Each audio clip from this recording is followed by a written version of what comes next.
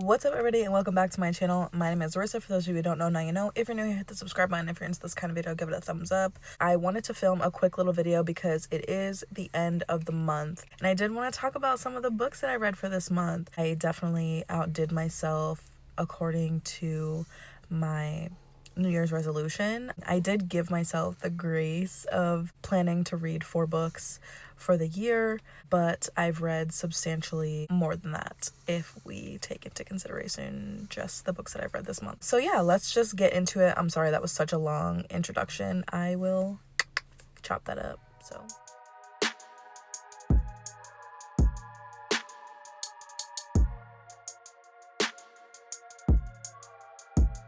the first book that I read this year was All Your Perfects by Colleen Hoover. According to my Goodreads, I rated this book 4 stars.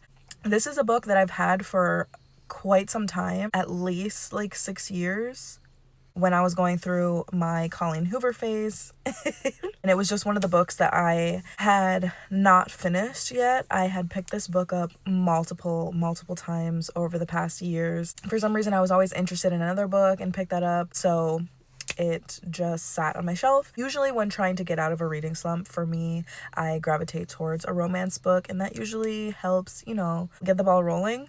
Surprisingly, it was really nice. I did appreciate the book. It does switch back and forth, not from point of view, but from past and present, between when the couple met and how the relationship is now. It is a rocky marriage, and it does go into certain marital issues, and it was just a lighthearted but also moments of intensity and moments of frustration, and just 2 people coping or not coping with their relationship. And I definitely think it was kind of a eye-opener for myself, and just how different couples have different struggles in their marriage and how things ultimately end up.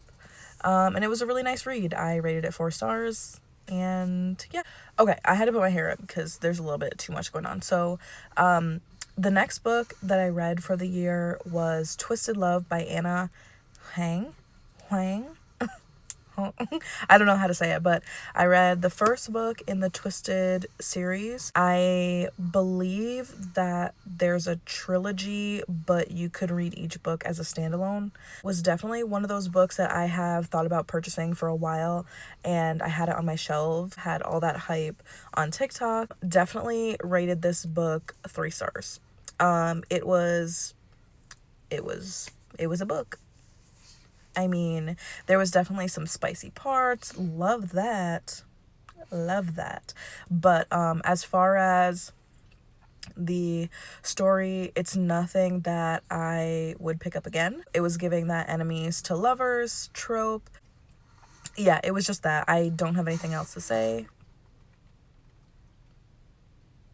I found myself, waiting for the good parts per se of the book, and feeling like there was a lot of filler and all of these things just to add to the page count. That's just what I felt. I'm sorry if you love this book, but I rated this 3 stars because it was a book. The third book I read this month was The Guest List by Lucy Foley. I read The Paris Apartment by Lucy Foley, and those are the only 2 books I have read from her, both of which are in that same style where each chapter rather is told in another perspective. I don't mind that style of writing. I think I do enjoy seeing perspectives and seeing how different people think and their separate experiences to contribute to an overall plot. This one, I will say, did give me a little bit of a surprise come the ending. There was definitely a plot twist that I wasn't expecting. Definitely some trigger warnings here for death as well as suicide and self-harm. I will say, between The Guest List and The Paris Apartment, The Guest List does feel a little bit more mature. This one is about a wedding of a prestigious couple. Of course, you have more mature friends, more mature family members, and things like that. Anywho, it was a 3 for me. I rated in Goodreads, and that was pretty much it for that. next up for books that I read this month, your girl took on a classic. Now, I've been meaning to read my classics for a long time. I picked up Wuthering Heights because of the trailer, okay? Let me turn this a little bit because I don't want anybody's kids in this. The movie is coming out for Valentine's Day, and I was like, look, if there's any better time to pick up Wuthering Heights, it's now. And of course, there's mixed recommendations and positives and negatives about this book, but your girl rated this a 2. Okay, romance, sure,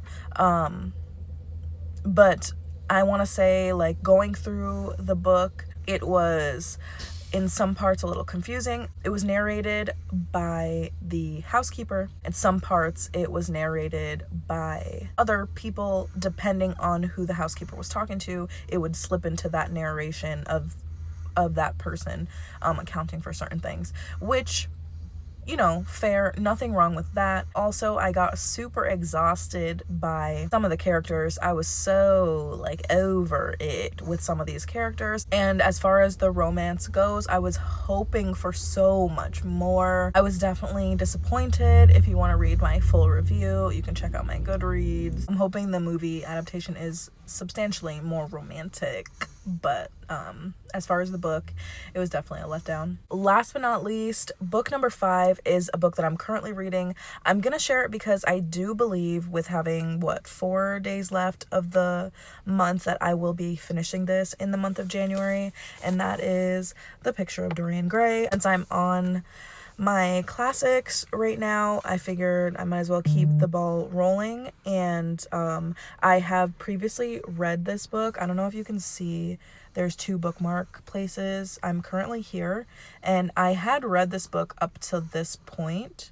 Over here I have another bookmark in there, but I put it down and it's been years since I picked it up. So I'm rereading this in hopes that I finish it by the end of the month, and I'm really excited for this. I do also have another book that is a collection of Oscar Wilde stories, and I don't know if I want to read that next or not. I'll see how I feel by the end of this book. Sometimes the book I'm reading encourages me or inspires me for my next book pick.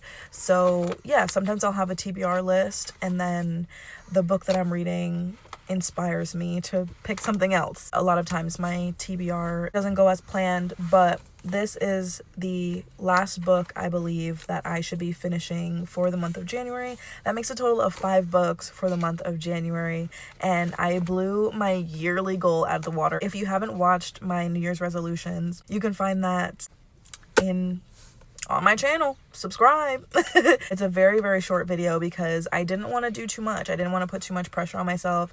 Everybody does this every year. I do this every year, and I didn't want to put too much pressure on myself or also disappoint myself. So yeah, I gave myself a little modest list of 4 books for the year, and I am currently on my 5th for the month of January. So I'm excited to see where the rest of this year takes me. Plan on reading a little bit more classic literature this year. I do want to be more well-read, and I think that there are a lot of books that are like must-reads, and I do have a lot of those books on my TBR. If that's something that you're looking to see, let me know in the comments, and I'd be glad to share that list of required reading that I plan on indulging in for the rest of this year. If you have any classic lit suggestions or any book suggestions for that matter, please let me know in the comments. I would love to see your suggestions. And yeah, there's a lot going on this channel as far as hobbies and things and whatnot. So hit the subscribe button if you should see something you like, and stick around for the next video.